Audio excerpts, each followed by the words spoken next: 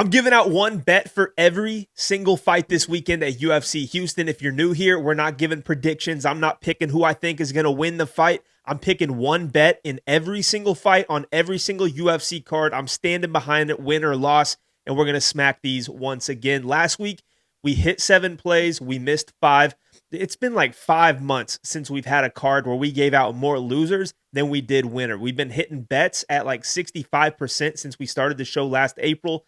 That's actually insane. Pro sports bettors make a living winning at 53, 54% and above that on a really good year. So we've absolutely crushed it. I appreciate you guys tuning in as always. There's not another show like this right now. There's going to be people giving their breakdowns and their picks and picking winners and telling you who they think is going to win the fight. But nobody is picking one bet for every single fight and absolutely standing behind it no matter what, win or lose. So enough yapping, boys. We're going to get straight into it with the first fight on the card. We're getting Carly Judice taking on Juliana Miller to kick off this fight card after a break in a week off of the UFC last week, which absolutely sucked. There's a lot of fights on this card. I mean, you look at top to bottom, there's some good matchups and everything. So I'm going to run through some of these a little bit faster than normal, or else we're going to be here all night long. And the first fight is no stranger to that. Juliana Miller, Carly Judice. This is a striker versus grappler. If you don't know Juliana Miller, she actually won the Ultimate Fighter, but hasn't looked good in the UFC whatsoever. She got standing TKO'd by Luana Santos, who's more of a judo practitioner, not the best striker in the world, not a lot of power. She has rattled off some wins here and there, like her last one against Ivana Petrovic, but she had to resort to the takedowns. She never lands a bunch of significant strikes. I don't see her landing enough damage in this fight against Carly Judice to really make a difference. And I see Carly using her speed, athleticism, and footwork to keep this standing. And she's actually got a little pop in her shots. She throws a shitload of volume, and I think that's going to be the difference here. March Juliana Miller down, put her against the cage, and tee off on her until she gets that TKO or a knockout. But ultimately, man, I'm going to take this fight to end inside the distance. I know this is a women's fight. Honestly, I think you could take Judice by finish or ends inside the distance, whichever number you're going to get better. That's what you rock with. I think all the finishing upside here is with Carly. So let me see what I can get you here. Carly Judice to win by finish is going to be, let's just look, double check. Minus 160, Judice by KO, minus 150. So you're getting 10 cents difference there. I'm just going to take her by finish to cover that submission prop as well. So, Carly Judice by knockout or submission by finish, whatever you want to call it. That's going to be the first play on this card.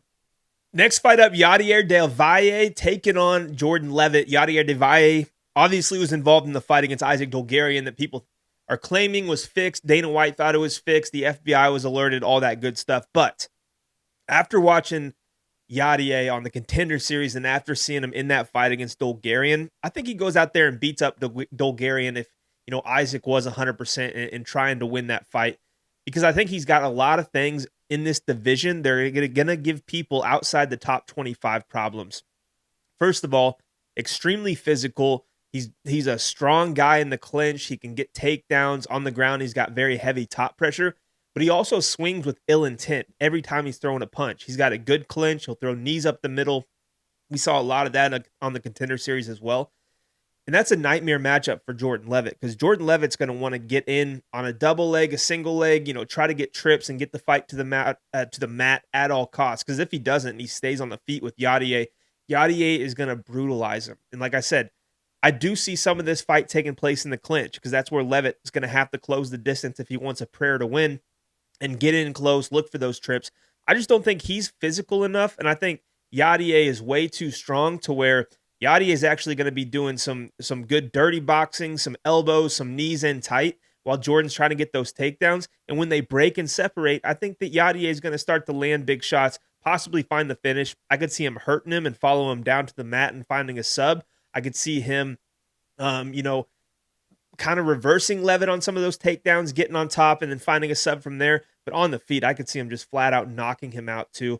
I don't think this is going to last super long. And honestly, this fight to end inside of 2 rounds is minus 140. Okay, fight doesn't start round 3 is minus 140. I think 10 minutes of fight time is plenty of time for Yadier Del Valle to go out there and finish Jordan Leavitt. I think that's what happens. I mean, I see all the money is on Yadier. I see everybody's parlaying him. I think this is one where the public wins, if I'm being honest. I just don't see Leavitt having enough and bringing enough to the table to beat this guy right now. I think Yadier is a serious prospect, undefeated, absolute savage. Give me Yadier and Jordan Leavitt to go under 2 rounds. Fight ends before round 3 starts. That's going to be the official play for this fight. Next fight, Phil Rowe taking on Jean-Paul Lebosniani. I can't believe I pronounced that name correct. I think that's correct. This dude, Lebosniani, I think is going to be a good fighter in the UFC, but he's on his debut. He's still got some experience to gain as far as professional mixed martial arts. He looked very good on the Contender Series. He's usually, known to have a sick ground game, good jiu-jitsu, and he has that karate-style striking. And on the Contender Series, honestly, I thought he was going to take the guy down, look for takedowns, try to get in top position and find a sub, but he knocks him out on the feet with some nasty, nasty striking. Here's my worry about him here, though. I see a lot of people taking him to beat Phil Rowe. I've actually seen a fair amount of people taking Phil Rowe as a dog here, too, and I can't blame him whatsoever because of the odds. I think that Jean-Paul is more skilled at this point. He's faster, has a better submission game, all of that good stuff. But it's his debut, bright lights, Houston card, live crowd. Everybody's going to be pumped. And sometimes that adrenaline dump and, that pressure, it can happen to these debut fighters. We see it time and time again. And if it happens here, Phil Rowe is a guy late in fights who likes to turn it up, try to go for that last minute type of finish. And he's done it plenty of times before. That's my kind of thinking and path to victory for Phil Rowe here is just have Jean-Paul get tired. And if he does, then you just let your hands go, empty the tank, try to get the finish. And I think it could be likely he does that late in the fight. But at the same time, we've seen Phil Rowe get hurt in the UFC before. He hasn't been knocked out, I don't believe. We've seen him controlled on the ground a bunch. But at some point, that chin is going to crack, taking all these big shots from some of these heavy hitters. And I think Jean-Paul does have heavy hands and could possibly find the knockout. But the difference between a Jean-Paul and a Seok Young Ko in his last fight is that Ko was just looking for that top pressure, land some ground and pound. He's not really a big submission guy. Whereas I think Jean-Paul, if he gets that position, he's hunting for finishes. He's hunting for submissions all day long. And if he doesn't get it, that could tire him out as well and possibly him getting finished later in the fight. So honestly, I think there's going to be opportunities for both of these guys to find a finish in this fight. And that's exactly what I'm going to rock with. Fight ends by finish at minus 155. More often than not, I think one of these guys finds the kill shot or pulls off that sub. So that's what we're rocking with this fight. I understand the love on Phil Rowe as a dog because he's cashed as a dog before, making those late comebacks. I just can't get to that. I can't really, put money on a play like that, hoping that, somehow he pulls the rabbit out of his hat once again. So just not comfortable with it. Fight ends by finish is going to be my official play. Don't really care who wins as long as somebody goes out in this fight. Next fight, Ramiz Brahimaj taking on Puna Soriano. Both of these guys are streaking a little bit. You got Puna, 3-fight win streak. Same thing with Ramiz. And, Ramiz has kind of turned the corner in his career where at first he's taken some bad losses. You got, I believe it was Max Griffin, beat him, severely in that matchup to where half of his ear was hanging off or his ear busted. That cauliflower ear kind of exploded. It was really nasty. Loses that fight by TKO. Lost to Court McGee. Just got taken down a couple of times. Couldn't pull off a submission. Lost to Timba Garimbo. But after the Garimbo loss, they give Brahimaj Mickey Gall. And I believe that was, not quite a year. Half a year or so after that.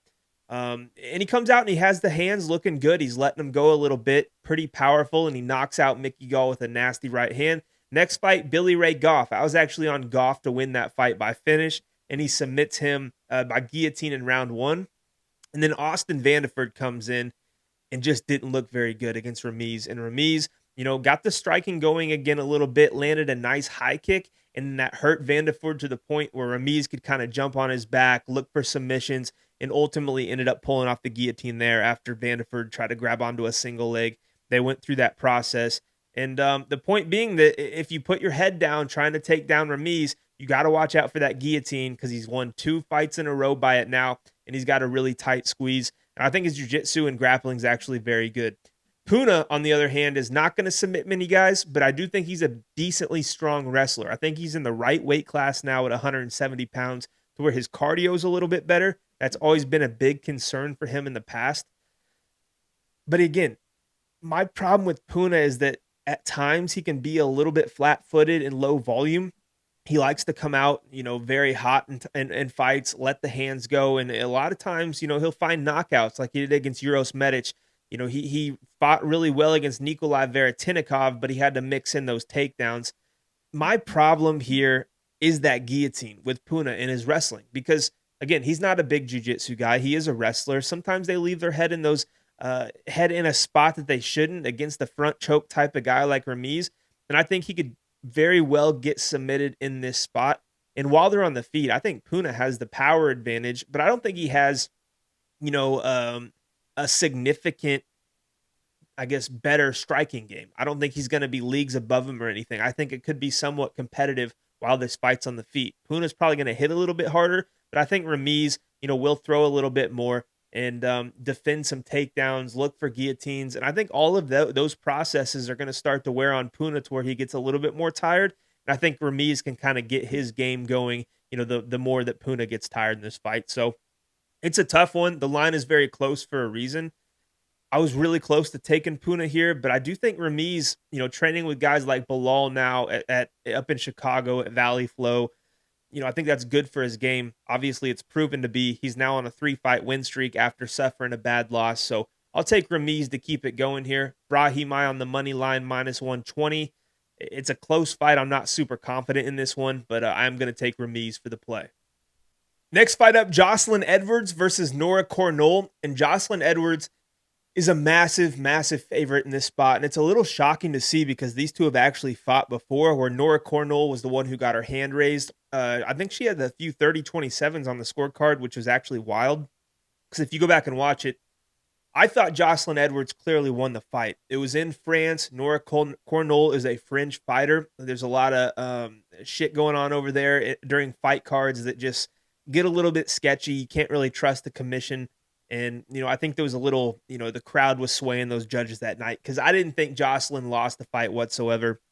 She wrestled pretty well in the fight, got some takedowns, did get reversed a little bit. The striking was close, but ultimately, when I look at both these fighters side by side, I think Jocelyn's the one who's gotten better. Obviously, she's gone out there, she's finished some opponents, coming off of, I believe, 2 finishes in a row for Jocelyn. I know she knocked out Chelsea Chandler. I was at that fight in Kansas City. Knocks out Priscilla Cachoeira. Submits Tamares Vidal. So 3 wins in a row, all 3 finishes. I think that's pretty impressive. And, showing that she's the one who's gotten better. Nora Cornolle's fought some stiff competition with girls like Jacqueline Cavalcanti. Loses to Carol Rosa. Got taken down a couple of times in that fight. Nora's getting a little bit older too compared to Jocelyn. I think Jocelyn's just now entering her prime. She's proven that in her last couple of fights. And I think she knows exactly what Nora's game plan is going to be.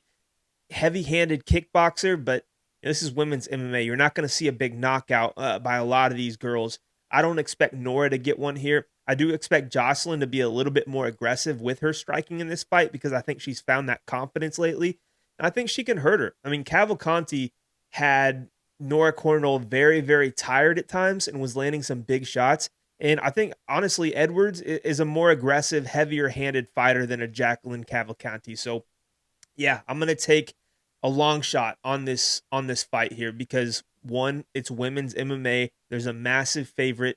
And, they don't really give you many options for a good play on fights like that. But I did see where Jocelyn Edwards to win by finish is a very, very big number. And I think there's a path to victory for her to win by KO or TKO. She can kind of wear down Nora, and as Nora fades and gets tired, start eating the body with shots and just kind of putting on the pace and pressure. And I think she can get a TKO in that manner. But also, Jocelyn had success with the wrestling in the first fight. We know Nora Cornolle's, her kind of deficiencies have been in the grappling and the wrestling defense. So if Edwards goes out there and does land takedowns, has a lot of top time, we've seen some sneaky back takes from her. We've seen some submissions. She, submitted Tamara's Vidal pretty easily there in the third round. And I think she could do it again here. I think she's bigger, stronger. His striking, she's going to be a tad bit faster. So, yeah, I think plenty of paths to victory in theory for her to find a finish late in the fight. And it's plus 320 right now for her to win by knockout or submission. That's a big number, I know. But again, she's a massive favorite.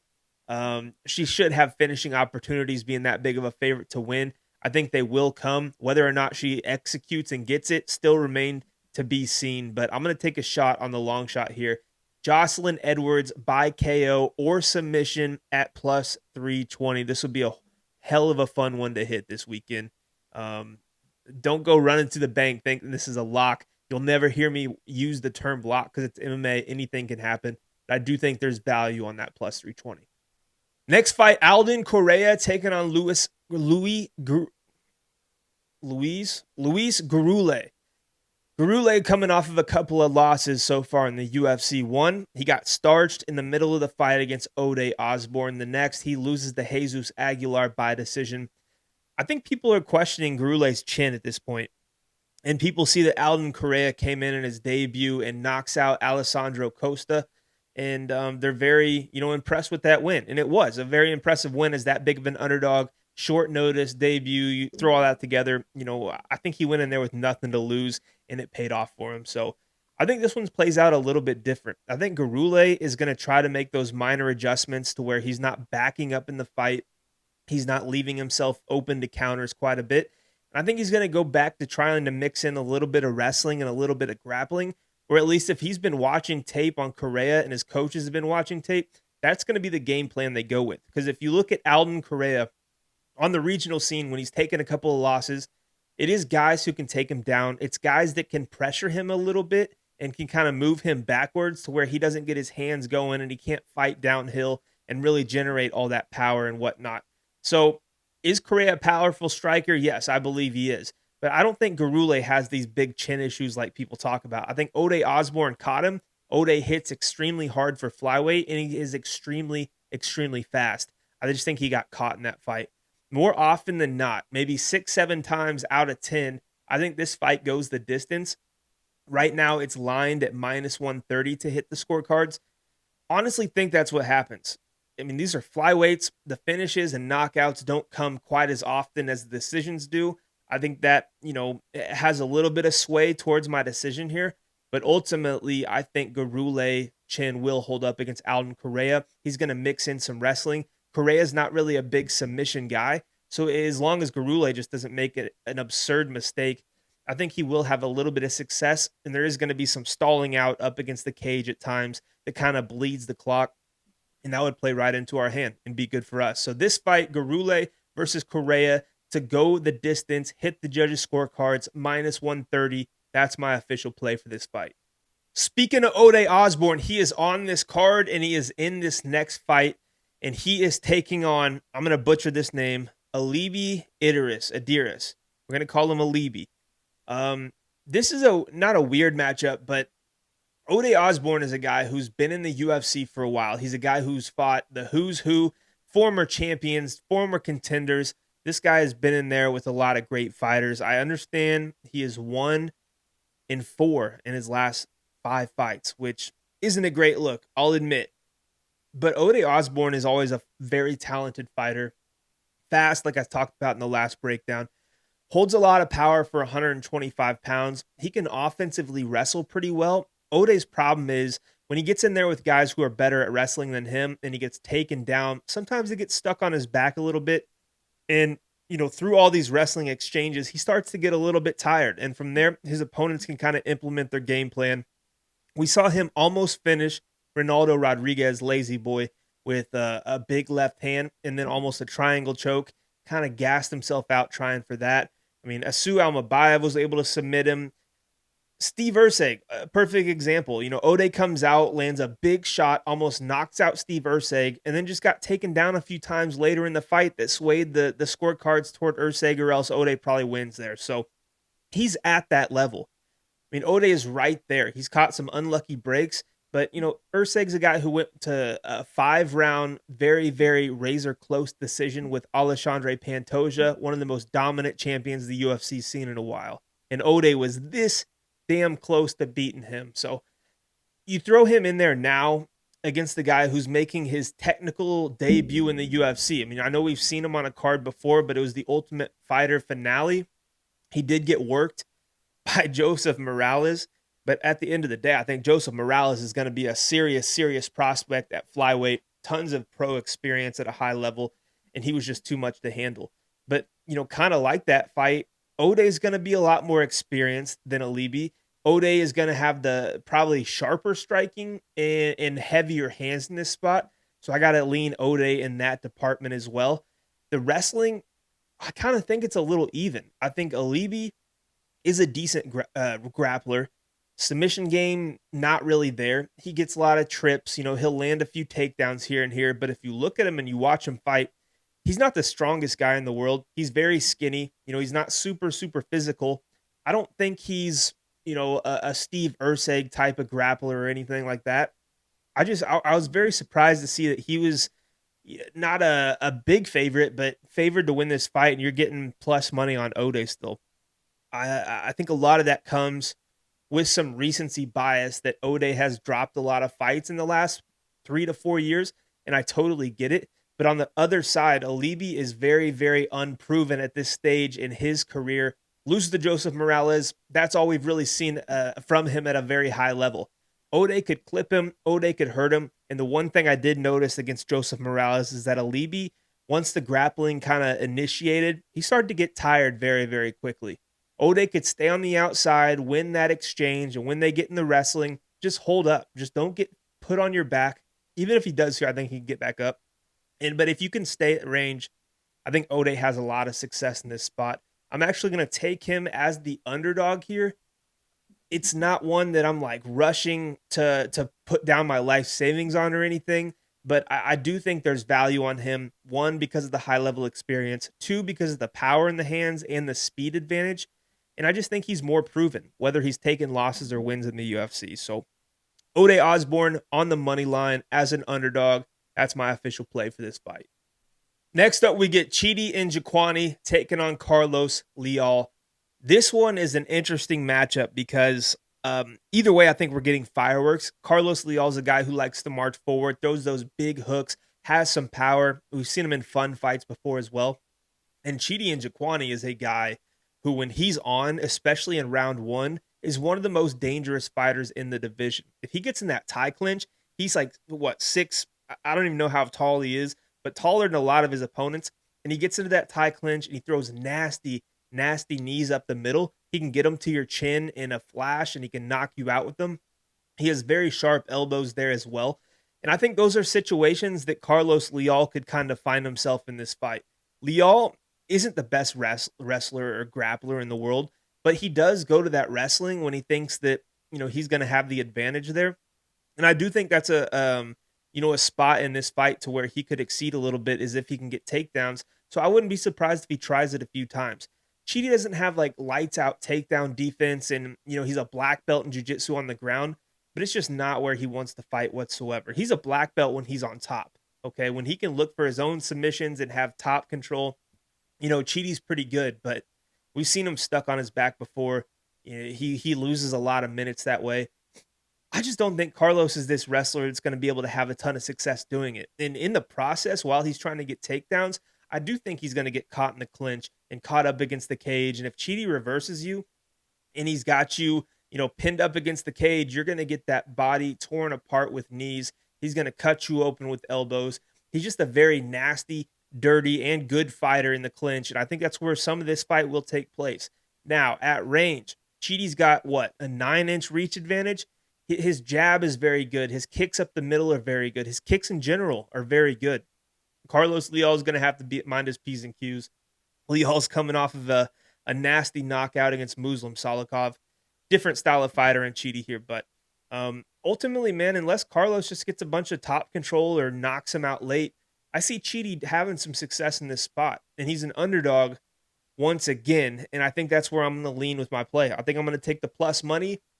Give me Chidi Njokuani on the money line here. And look, out of this fight and the O'Day Osborne fight, as long as one of those fighters win, as a dog, we're profiting money, okay? So we just need one of them to win. Let's hope they both do. And the last thing I'll mention about Chidi and Carlos. Carlos came into the UFC and lost a controversial split decision to Rinat Fakhretdinov, or maybe it was unanimous, whatever it was. A lot of people thought he won the fight. Rinat, horrible striker at times. Has a little power, but horrible technical abilities. And then in next fight, Carlos Leal comes out here and beats the ghost of Alex Morono, who has since been cut from the UFC, knocks him out. Okay, that was probably supposed to happen. You were a minus 500 favorite. And then he comes out and gets starched by Muslim Salikov. So Chidi, more proven at the UFC level, in my opinion. More ways to win this fight, in my opinion, as well. I think he can do that. Underdog, it's a no-brainer for me to take Chidi, bang, bang on the money line here. That's what we're rocking with, plus money.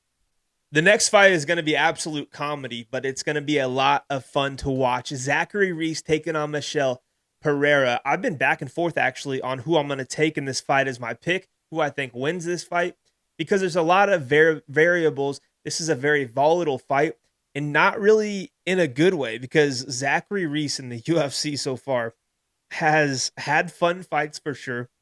He's won by finish. He's been slammed on his head by Cody Brundage and got knocked out.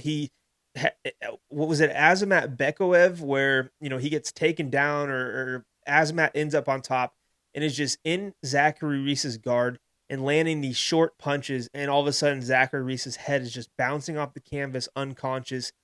It was quite insane. And then, Zachary Reese has pulled off some finishes like he did against Julian Marquez, submits Jackson McVeigh after getting hurt very badly in the first round and looking like he was going to gas out.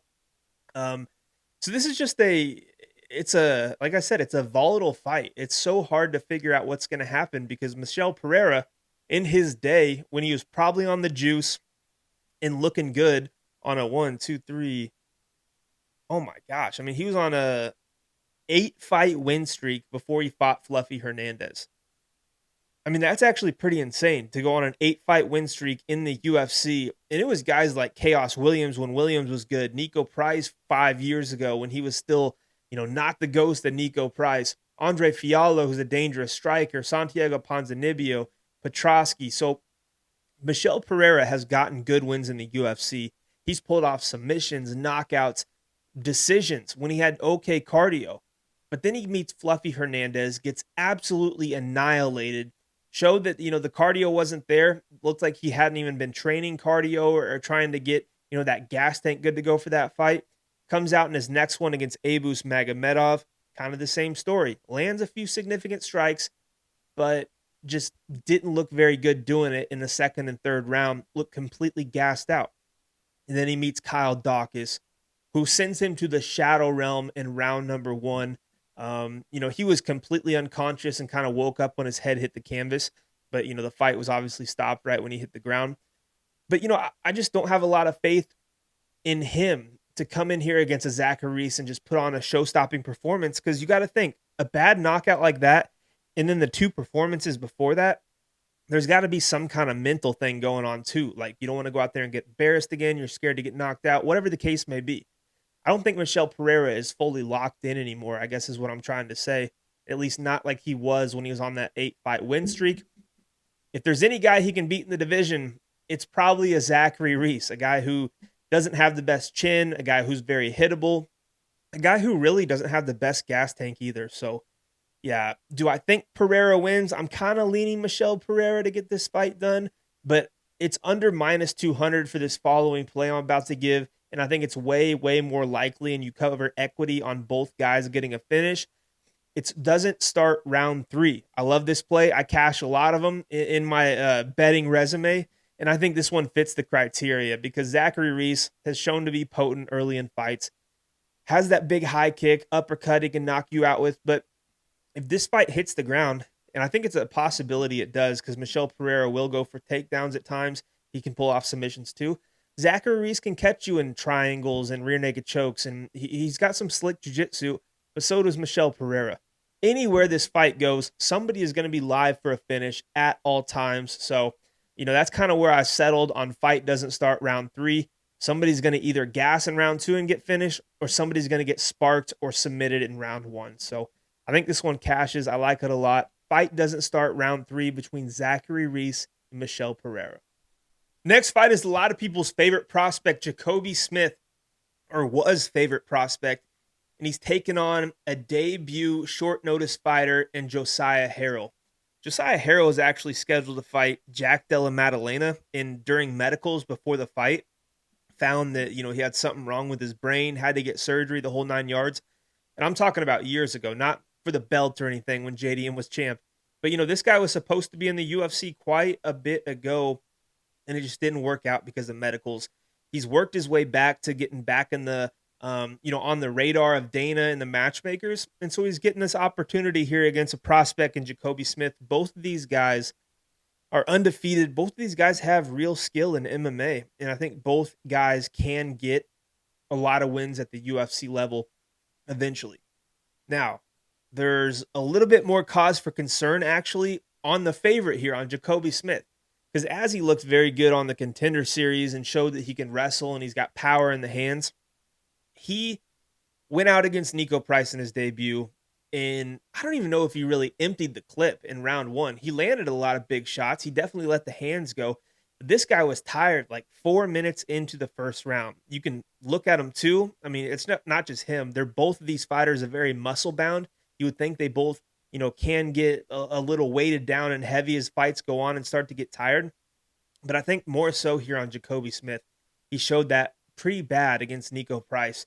And if you're in there with a guy who's not a shell of himself and, pushing 40 years old and been through a million wars, somebody's going to push some resistance on you, put some resistance on you. And, that fight maybe goes the other way if Nico Price was able to do that. Josiah Harrell, I think, can push back a little bit. Yes, Harrell will probably lose round 1 via wrestling, getting hit with some big shots, having to eat some big shots. But Josiah Harrell has kind of fought like that before, where he gives up round 1, seemed to have good cardio, mixes in his own takedowns later in fights. I think the scrambling ability is going to be there for him. I think the jiu-jitsu is there.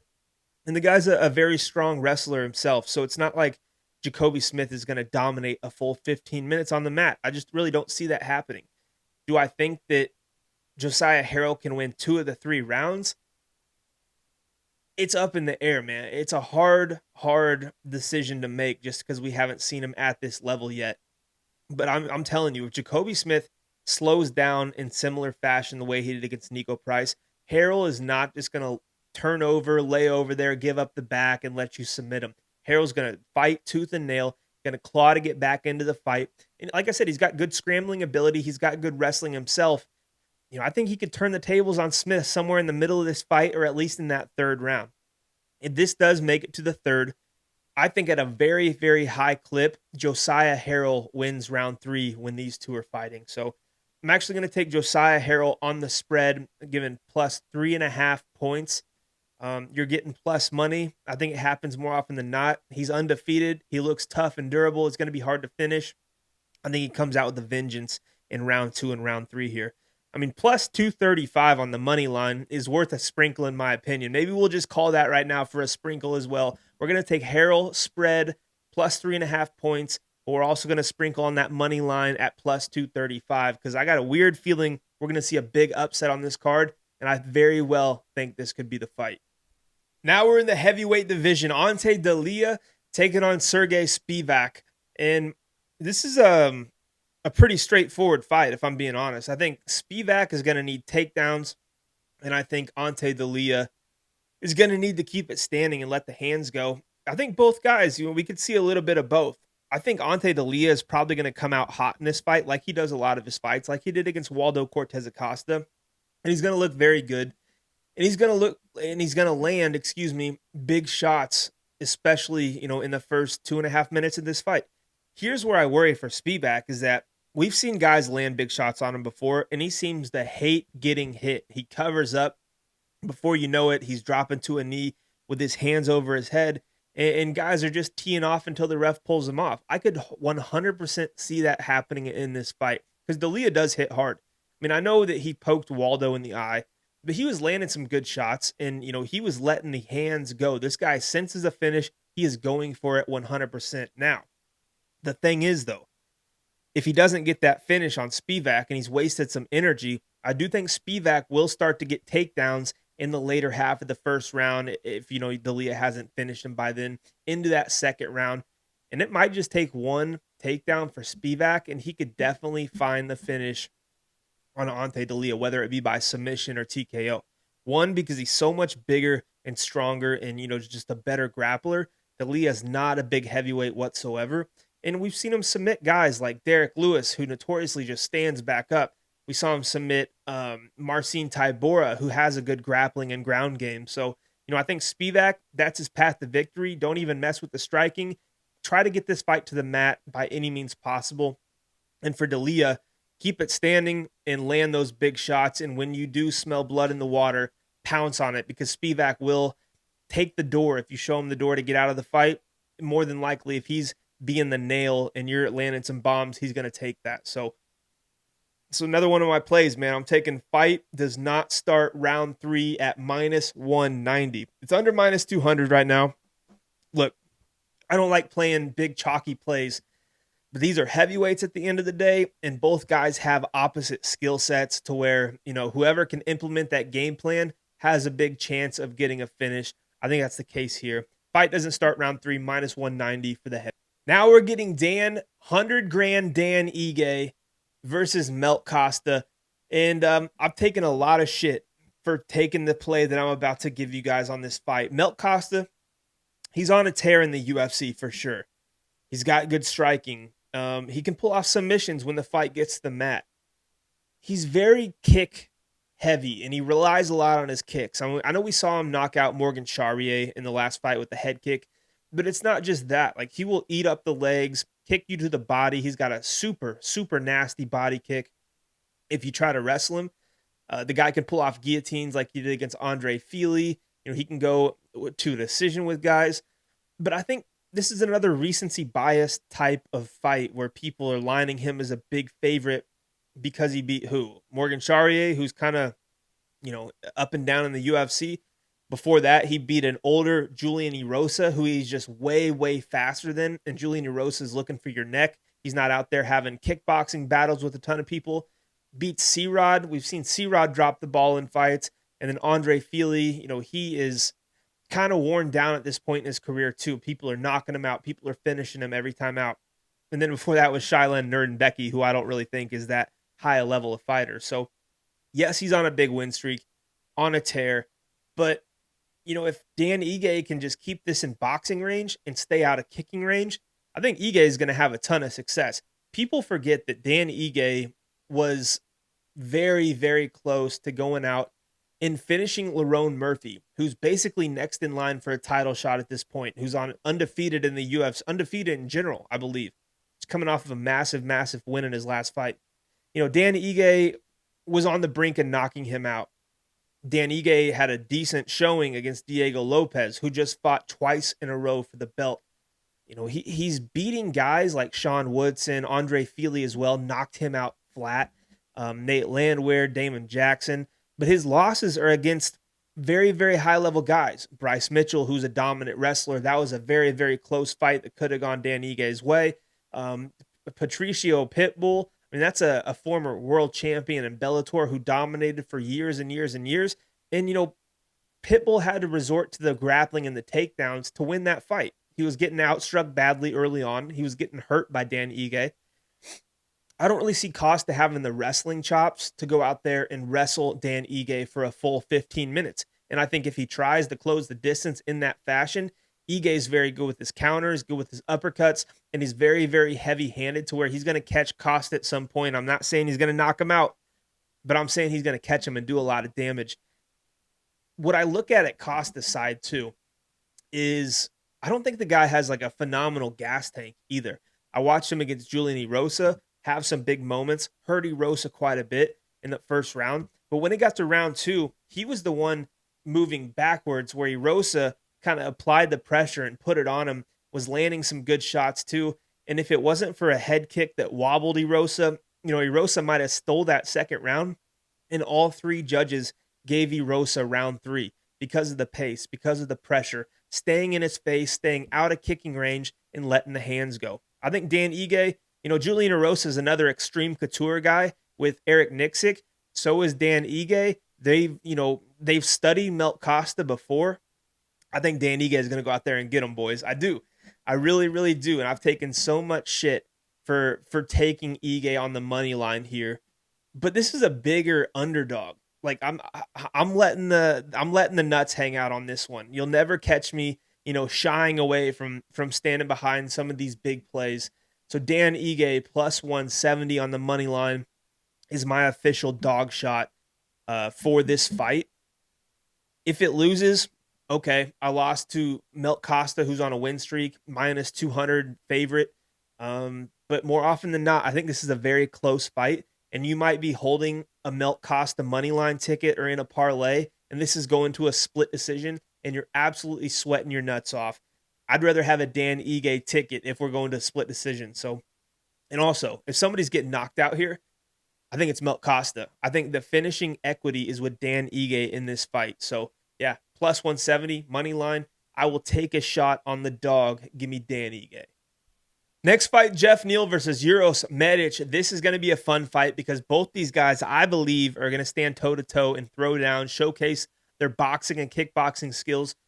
And both guys have been knocked out recently, okay? I think we're going to see fireworks in this spot more often than not. In fact, Uros Medic in the UFC never gone to a decision. This guy is going balls to the wall to find a finish, or he's leaving it all out there to get knocked out.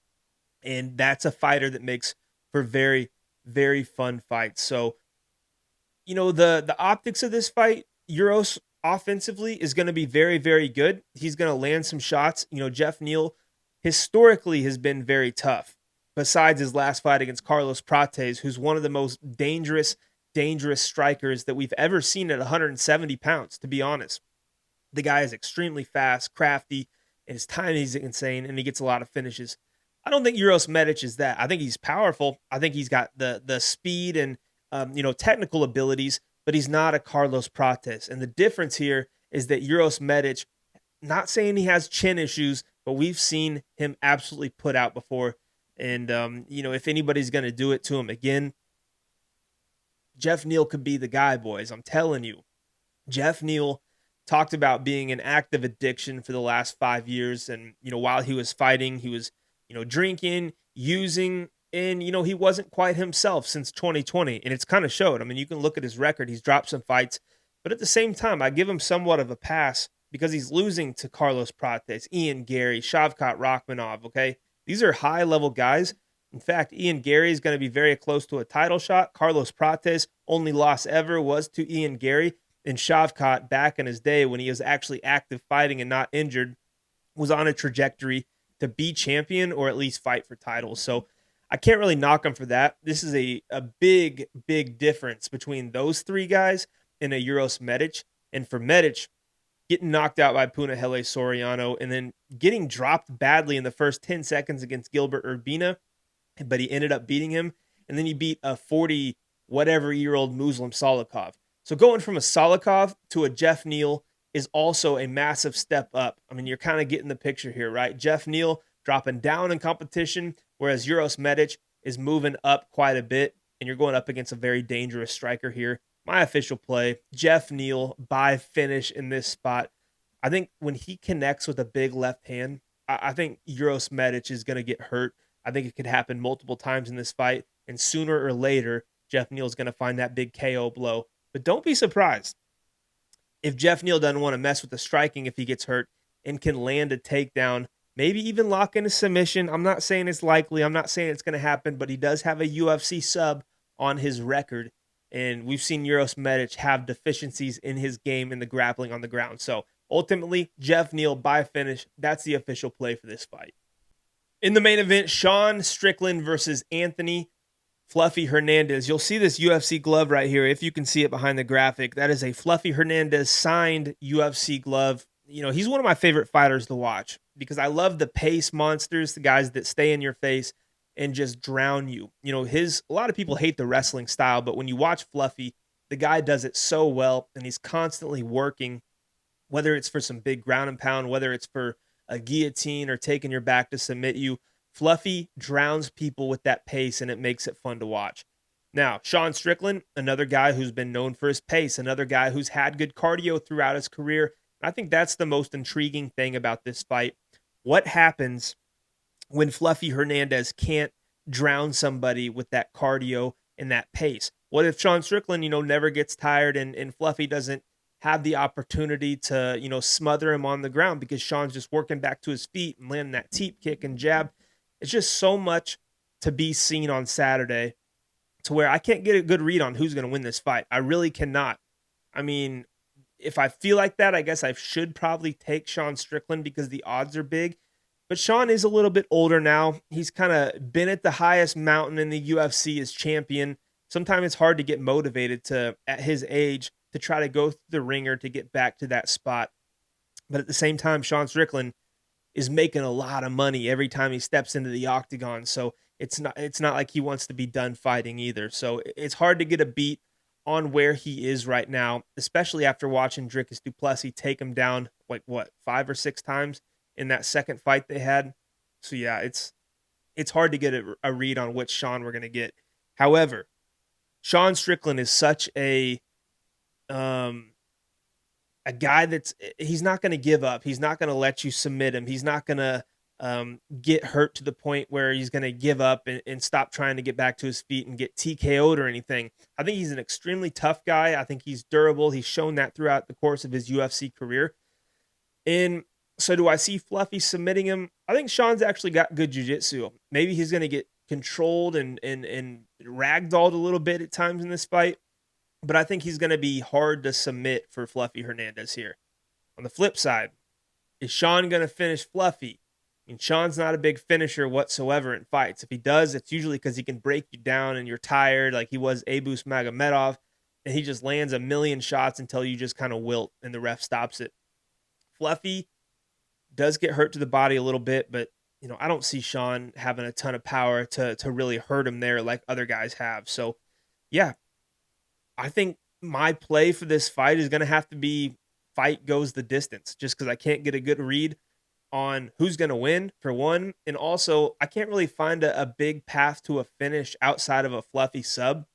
But I'm willing to bet Sean is going to be a lot harder to submit than people realize. So, yeah, I mean, that's really all I got to say about this fight. I don't really know who wins. I don't have a big confident read on who wins. I see a lot of people saying Fluffy. I see a lot of people confident that Sean's going to pull the upset off. And I kind of sit right in the middle. So fight goes to a decision to cap us off at UFC Houston.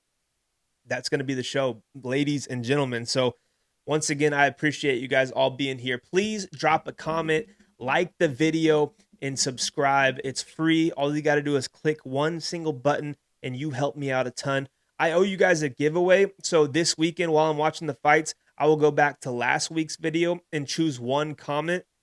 I will, I'll just comment at you guys. I'll tell you to email me or DM me on IG, and I'll get your Venmo or PayPal, and I'm going to send somebody $100 that commented on that last video. And you know what? I'm feeling generous, so we'll do another type of giveaway. Once again, all you got to do is comment on this video and be subscribed to the channel, and you're automatically entered to win. I gave away a lot of money last year. We're going to give a lot away again this year.